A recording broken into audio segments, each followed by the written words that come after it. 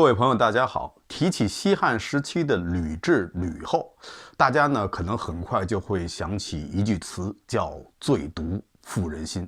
这个词呢是出自于《封神演义》，是说那时候已经72岁高龄的姜子牙娶了68岁高龄的马氏，两个人呢准备在一起过日子。后来呢，姜子牙犯了事儿，想跑路，想让马氏跟他一起跑，可马氏不愿意跟他一起风餐露宿。姜子牙呢无奈之下就写了一份休书，两人呢从此就各奔前程。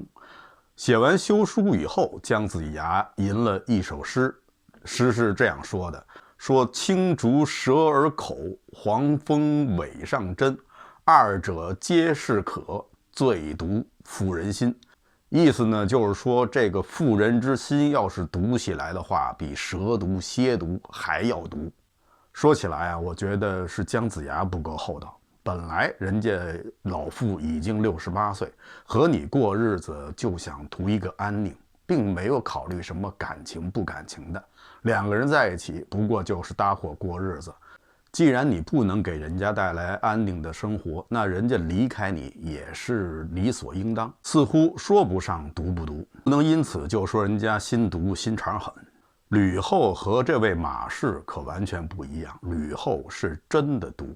在他的授意下，他让人把他的情敌兼政治对手戚夫人砍掉四肢，挖去眼睛，做成了人质，装在一个大瓮里。这样的手段实在是令人不寒而栗，他真的是非常的毒。最毒妇人心用在他身上算是再合适不过了。不过在《史记·吕太后本纪》中，也有很多关于吕后得势之前的描写。通过这些描写，我们看到的吕后与后来的吕后可以说是判若两人。她曾经是那么的善良，那么的贤惠，那么样的忍辱负重，她怎么就变成了后来的毒妇？她的毒是只针对戚夫人一人呢，还是针对所有的人？她的心是本来就这么黑，还是另有隐情？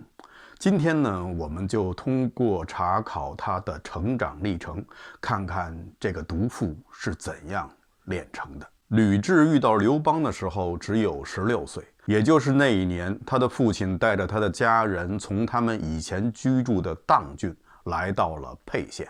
吕家在砀郡当地是一个大族，但是呢，因为得罪了当地的官员，所以不得已迁居到了沛县。好在吕雉的父亲呢与沛县的县令也是好友，所以呢，沛县的县令呢就特地为吕家举行了一次欢迎宴会，邀请县中有头有脸的人物出席。但是呢，有一个条件，就是每个出席宴会的人都要奉上1000文钱。1000文钱虽然不是个小数目，但是当地的乡绅为了巴结县令，还是呢愿意出这钱来凑个热闹。然后刘邦就来了，刘邦张口就说：“我出1万文。”虽然大家都知道刘邦不过是开了一张空头支票，他根本就没有1万文，但是呢，大家也都知道刘邦在沛县的为人。他虽然只是一个小小的亭长，但是在当地也可以说是纵横于黑白两道。这个人呢是软硬不吃，所以大家谁也不想招惹他。何况当时负责卖票的人正是萧何。刘邦就这样进入了宴会，在酒席宴中，刘邦是异常的嚣张，这一切都被吕太公看在了眼里。对于刘邦的第一印象，吕太公可以说是感觉惊为天人，他恨不得大声地喊出来：“此乃真流氓也！”所以啊，酒席宴上，吕太公就特意地与刘邦攀谈。他对刘邦说：“我呢善于看相，你这个面相呢，绝对是大富大贵之相。不知你是否婚娶？我有一个小女，年方16，如果你尚未婚娶的话，我愿意把小女嫁给你。”刘邦这时候已经31岁，尚未结婚，所以呢，一听这话，自然是满心欢喜，这门亲事就算是定下来了。也就是从那一天起，刘吕两家算是联合在了一起。当时谁也没有想到，这两个家族的联合竟然影响了秦末的历史，竟然造就了一个新的王朝。很多人都说呀，吕太公愿意把女儿嫁给刘邦，就是看上了刘邦的面相，认为他将来必定是大贵之人，所以他才不考虑两家身份地位的悬殊，让女儿下嫁给了刘邦。但是实际上啊，吕太公所谋的可能更加的深远一些。他们吕家虽然有钱，但是呢，毕竟刚刚搬来沛县，人生地不熟。而刘邦当时是黑白两道都非常吃得开，在当地非常的有人脉，吕太公就是看中了这一点。而且刘邦本人的嚣张跋扈的性格，在吕太公看来正是这乱世中所必须的，这样的人才能够最终在这个乱世中出人头地。基于以上原因，吕太公才决定把女儿嫁给刘邦。至于面相之说，那不过是更容易摆在桌面之上。一方面呢，可以印证刘邦天生不是凡人；另一方面呢，也表明吕太公有眼光，双方是各得其所。至于吕雉愿不愿意呢，当时也没有人问他，看来是不太重要。吕雉嫁过去以后，马上就发现自己原来不光是做媳妇儿、做儿媳妇儿，而且还要做后妈。因为刘邦这时候已经有了一个儿子，叫刘肥，具体年龄多大呢？史书上没有记载。刘肥呢，是刘邦与他外面的一个曹姓女子所生之子。曹姓女子因为没有名分，所以刘肥一生也只是一个庶长子。很快吕后与刘邦也有了自己的孩子，他们有了一儿一女，姐姐就是后来的鲁元公主，儿子就是后来的汉惠帝刘盈。虽然说已经有了孩子，但是呢，刘邦依然过着他以前过的那种主流生活。主流生活是简称，全称是主要从事流氓活动的生活。吕雉呢，不光要在家伺候公婆，还要照顾3个年幼的孩子。除此以外呢，还要下地劳作，维持一家的生计。有一次，吕雉在田间干活的时候呢，来了一位老人，想向吕雉讨碗水喝。吕雉看这位流浪的老人很可怜，不仅端水给他喝，而且还把自己带来的干粮分了一部分给这位老人。这件事情被记载在了《史记·吕太后本纪》之中，说明那时候的吕雉不光是勤劳，而且非常的善良。史书上没有记载吕雉当时是怎么想的，是埋怨父亲让她嫁给了这么一个吊儿郎当的家伙，还是像很多的传统妇女一样任劳任怨、忍辱负重，嫁鸡随鸡，嫁狗随狗，嫁给流氓，满街走。或者是第三者，她也坚信她的男人终将不凡，所以她愿意忍耐着，她也愿意等待着，她也相信总有一天守得云开见月明。但是谁说的守得云开就能见到月明？也许你守到了云开，见到的却是更黑更黑的夜。没过几年，又一场对吕雉人生下限的考验降临到了他的身上。这一年呢，刘邦作为亭长，带着一群苦役去赶往骊山去修建陵墓。但是呢，因为天气的原因，他们肯定会误期。按当时秦朝的法律，误期当斩。所以刘邦就对那些人说，咱们到了那里，你们也是死，所以啊，干脆你们就回家吧，就散了吧。这些苦役中有一些人呢，非常佩服刘邦的仗义，所以呢，还愿意跟随着刘邦。于是呢，这群有家不能回的人就一同逃入了芒砀山。刘邦是逃了，官府抓不到刘邦，就把吕雉关进了大牢。一个年轻的女子被关入了那样一个地方，境遇可想而知。据说吕雉在大牢里就受到了侮辱。当时牢中有一位狱卒叫任敖的，看着吕雉可怜，和刘邦呢可能以前也有点交情，就出面保护吕雉。吕雉在他的庇护下，算是熬过了在大牢里的那些艰难的日子。后来天下大乱，吕雉呢就在萧何等人的帮助下，从大牢里被放了出来。出狱后的李治马上就赶到了芒砀山，他要去给他的男人送饭。这时候已经在芒砀山生活了一段时间的刘邦和他的兄弟们，已经和野人差不多了。如果再过几年时间，我估计毛和尾巴就都长出来了。每天他们就是在树上荡来荡去，高兴了呢就双手交替的击打前胸。这时候如果有人要想杀死刘邦的话，非常的容易，根本都不需要自己动手，只要往他的两手中塞入2把小刀，然后呢说点开心的事情逗他开心，再然后刘邦就会把自己活活的捅死。吕雉不光是给他们送饭，而且呢还为刘邦做了一场危机公关。他回到沛县以后，就跟沛县的人说我老公虽然在深山，但是每次我进了山都能够很快的找到他。别人问你是怎么找到的呢？吕雉就说因为我老公的头顶上永远有一片云。别人一听，这刘邦不是天生的贵人吗？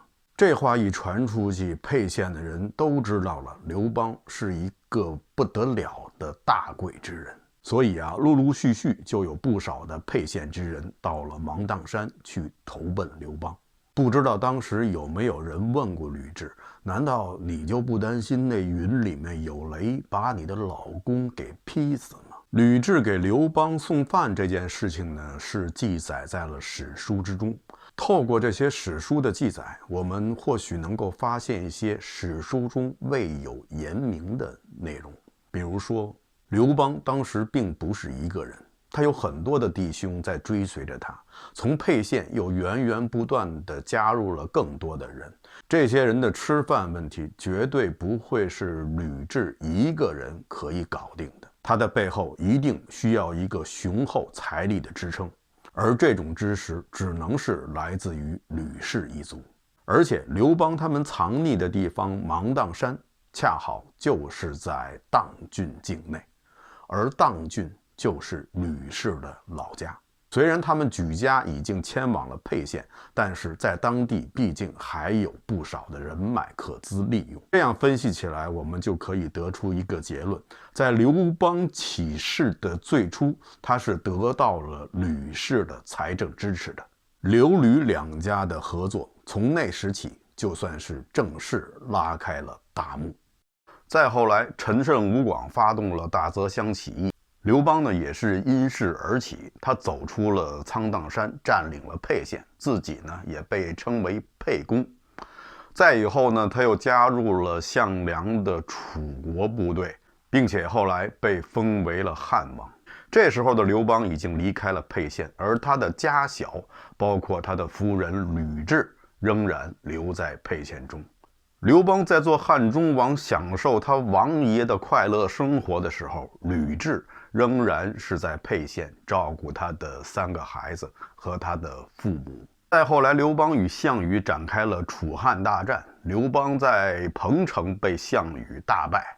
刘邦自己是仓皇逃跑，但是他的老父亲和吕雉却落入了项羽的手里。项羽威胁刘邦说，如果你要不投降的话，我就把你的父亲杀掉吃掉。刘邦这个人呢也算是苦过，倒是不忌口，跟项羽说，如果你要是杀了我父亲的话，请分我一杯肉羹。项羽当然不会杀了刘邦的父亲，但是呢仍然把刘邦的父亲和吕雉一直关押起来。几年以后，刘邦与项羽在荥阳达成协议，这样刘邦的父亲以及吕雉才又回到了刘邦的身边。而这时候的吕雉已经将近40岁，经过了几年的牢狱生活，她的容颜也一定是非常的憔悴。而这时候她看到她的男人身边已经簇拥着不少的女人，其中一个女人是最得宠的，就是戚夫人。吕雉似乎是很平静地接受了这一切，她没有向刘邦哭闹，也没有去难为戚夫人。对于他来说，似乎早就知道这一切终将发生的。好在他现在还是王后，他的儿子还是嫡长子，将来必定要继承刘邦的大业。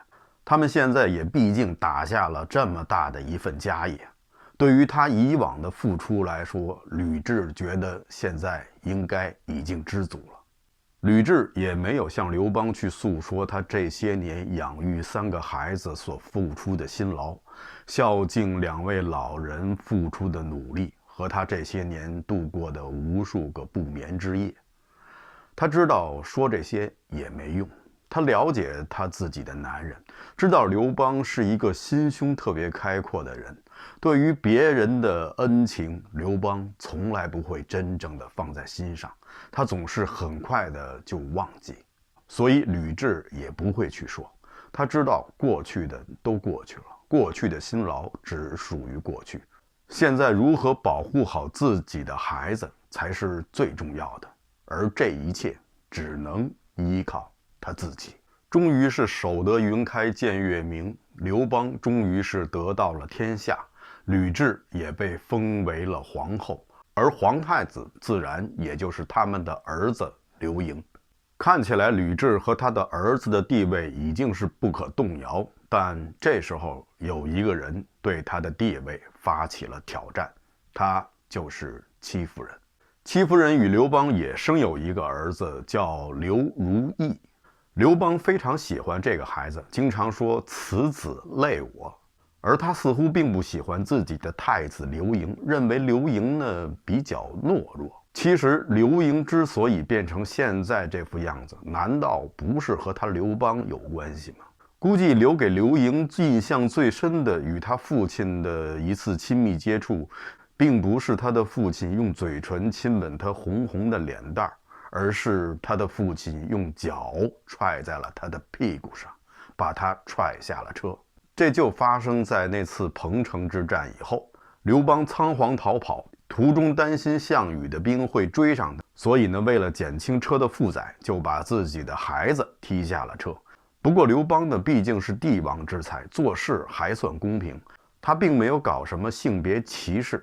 同时被他踢下车的不光是刘盈，还有刘盈的姐姐鲁元公主。刘盈从小是跟着他的母亲长大，从他的母亲那里他学到了隐忍，但是刘邦并不在他的身边，在他的成长发育的最关键的时期，没有一个父亲的正面的引导，所以呢，他是极度的缺乏安全感。慢慢的，他就养成了一种隐忍懦弱的性格。但不管怎样，刘邦不喜欢他这个儿子，认为他一点儿也不流氓，所以刘邦确实动过想换太子的念头。那么刘邦想换太子，真的就是因为他特别的宠幸戚夫人，特别的喜欢他与戚夫人的儿子刘如意，戚夫人又每天哭着求他，所以刘邦耳根软了，就想换太子嘛。如果谁真的这么想的话，那真就是把刘邦看扁了。或许戚夫人就是这样想的，她认为只要自己不断的央求刘邦，刘邦终归会心软，答应他的请求。史书记载，戚夫人是日夜提气，就是为了太子之事。刘邦岂会是因为宠幸一个妃子而将天下大事做儿戏？如果戚夫人真是这样想的话，那她真的太不了解刘邦了。刘邦是个什么人？他怎会把这些儿女私情置于他的天下大事之上？他之所以动了换太子的想法，或许有一点点是因为他喜欢刘如意，而他意图更换太子最主要的原因是他忌惮站在太子后面的吕雉，以及站在吕雉后面的吕家一族。刚才我提到了刘家和吕家的合作，没错，说的就是合作。吕雉的大哥吕泽是在刘邦刚刚起事的时候，带着自己的本部人马客从之，加入了刘邦的队伍。所以说吕泽并不是刘邦的下属，更准确的说应该是刘邦的合作者，他相当于带资入股。刘邦的事业中从此就有了吕氏的股份。刚才提到了刘邦的彭城之败，那么刘邦在彭城失败以后，他去了哪儿呢？根据《史记》和《汉书》记载，彭城之战让刘邦所部损失殆尽，他只带着少数的人马逃离。那么他去了哪儿呢？他去了砀郡。当时占领砀郡的就是吕泽，也就是说，在这之前，吕泽和刘邦已经是兵分两路。而且《史记》和《汉书》还用了一个相同的字，说刘邦去砀郡找吕泽是往从之。如果吕泽的部队就是刘邦的部队的话，那谈何从字呢？从这里我们就能看出吕泽所部的独立性。刘邦在吕泽那里是休养生息，招揽旧部，后来又在吕泽的帮助下东山再起，最后才有了刘邦的霸业。汉朝开国以后，刘邦大肆的封赏功臣，其中前18位的诸侯中有8位都曾经是吕泽的部下。比如说吕泽手下的大将丁父，他的封邑是7800户，只排在封邑8000户的萧何之后。还有当年西汉第一剑客重达也是吕泽的部下，这些人后来都被封了侯。丁父、重达在大汉建国后的地位都如此之高，由此可见吕泽的地位应该不次于汉初3杰，甚至很有可能是在他们之上。那么既然吕泽以及吕氏一族立了这么大的功劳，在司马迁的《史记》以及班固的《汉书》中，为什么我们没有看到直接的记载，还让我们现在费力的去猜度呢？其实原因很简单，吕后去世以后，爆发了诸吕之乱。后来朝中的那些功臣们联手灭掉了吕姓的诸王，拥戴伯夫人的儿子刘恒继位，就是后来的汉文帝。有可能是在汉文帝的授意下，所有吕氏家族在大汉建立过程中的功劳的记载都被尽可能的抹去，除非是一些实在跳不过去的部分，也是尽量说的简单。所以呢，我们现在只能从史书中的一些蛛丝马迹来推导出当年刘吕两家合作的情景。我们再回到立太子的问题上，就可以看出刘邦忌惮的是刘盈后面的吕雉，以及吕雉后面的吕家一族。他担心他柔弱的儿子顶不住吕家的压力，最终天下易主，会姓了吕。这才是刘邦想要更换太子的主要原因。不过最终刘邦还是没有下定决心，最后还是让刘盈继承了他的皇位。那是因为他看到了刘盈羽翼已丰，看到了吕家以及在朝中那些大臣的强力支持，这时候他也只能随他去了。知道了吕家的力量，我们再来看看这位戚夫人。吕雉的后面站着一个这么强大的吕家，那戚夫人你又拿什么去和吕雉争？她真的以为哭哭闹闹就可以得到一切吗？即使是刘邦最终下定了决心，把皇位传给了他的儿子刘如意，那他又能守得住吗？吕家能够就这样轻易的听之任之吗？朝中的很多大臣也与吕家有着千丝万缕的联系。戚夫人她到底是在为儿子争取一个皇位，还是把她的儿子放在火上烤？即使是没有吕家和朝中大臣的反对，那刘邦其他的儿子就能这样善罢甘休吗？刘邦还有庶长子刘肥，同刘盈一起被吕雉抚养长大的，还有刘邦与另一个妃子生的儿子刘长。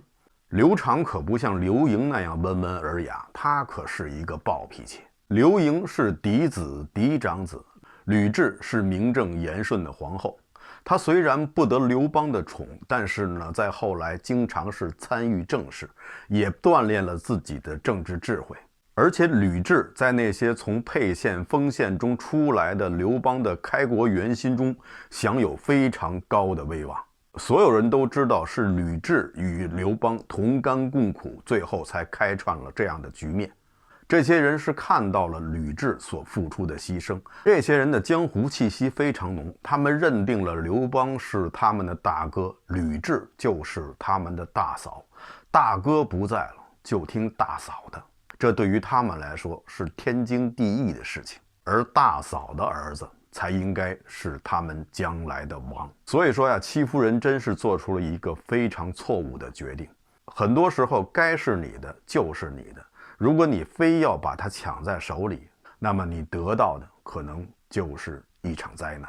果然，刘邦驾崩以后，吕雉很快就做出了反应，他将戚夫人囚禁了起来，剃光了头发，让他做一些粗活，到后厨去捣米。如果这时候戚夫人甘愿认输，那么或许他的结局还不会那么惨。毕竟吕雉比他要大不少。等到吕雉死了以后，或许心肠比较软的汉惠帝刘盈能够把他放出来。毕竟他的儿子刘如意现在已经是赵王，或许他有很大的机会将来去他的儿子的封地去生活，这样也能够安安稳稳、富富贵贵的过完后半生，就像那些曾经被刘邦宠幸的其他妃子一样。吕后当权以后，并没有把这些人怎么样，只是让他们随着自己的儿子到封地去生活，其中就有一向低调，后来到了儿子的封地去生活的薄夫人。他的儿子刘恒最后登上了皇位，他也成了最终的胜利者。很遗憾，戚夫人没有这么做，她还是依然任性地发泄着自己的不满。他还编了一首歌，说儿子做王，母亲做奴隶，希望有人告诉儿子，母亲在这里受苦，让他来搭救我。这话他的儿子没有听到，但是吕后知道了。吕后认定这是戚夫人在怂恿他的儿子谋反，所以就把已经分封到了赵国的刘如意骗回了京城，并且毒死了他，然后又将戚夫人做成了人质。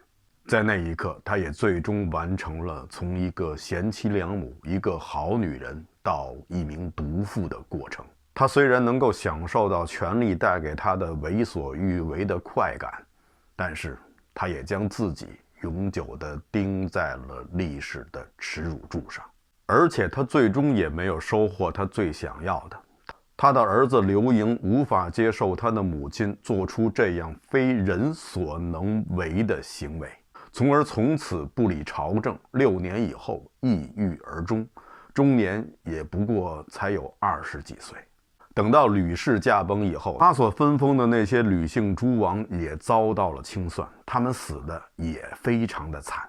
在这场以恶抗恶、比谁更恶的游戏中，没有一个最终的胜利者。